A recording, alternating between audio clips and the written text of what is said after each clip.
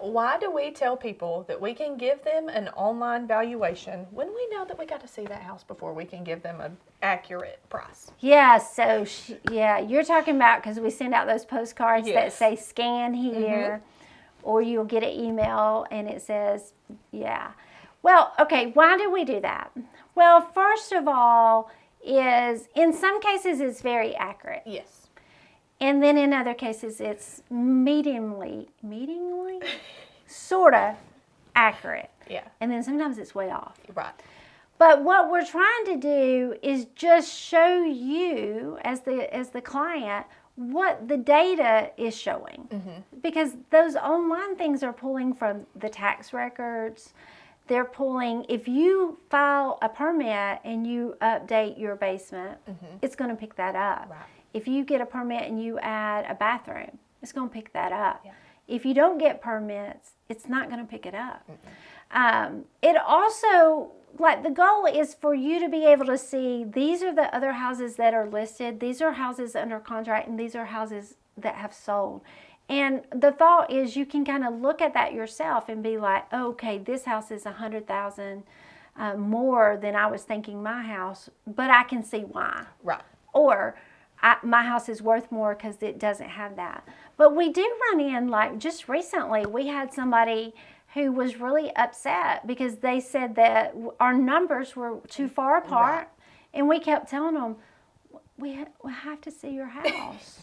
Like, these are the houses that are pulling in that match what shows on the tax records. The year, the square footage, beds, bath, and acreage. Right. So if we get out to your house and you've done something fantastic, we won't know it until we see it.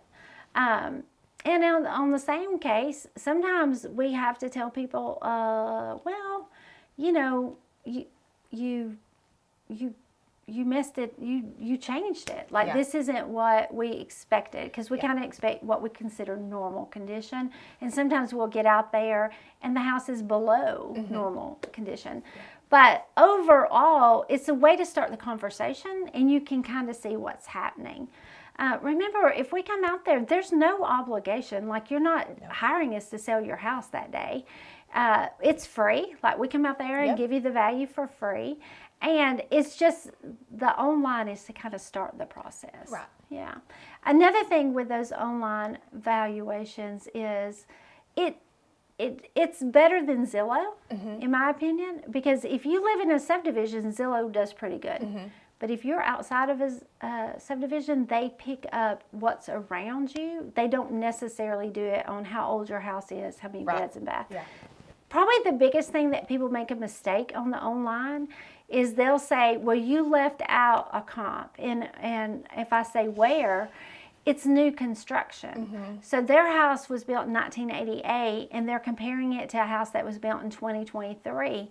And it's not the same. And they're like, yes, it is. No, because everything in your house, wiring, sheetrock, crown molding, everything that you've not updated is 40 years old. Right.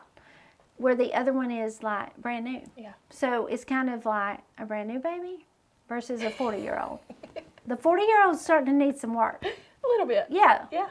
The brand new one, everything's in good working order. Right. You know, so that's probably the biggest thing that people make a mistake on those things. Hopefully this helps. Hopefully.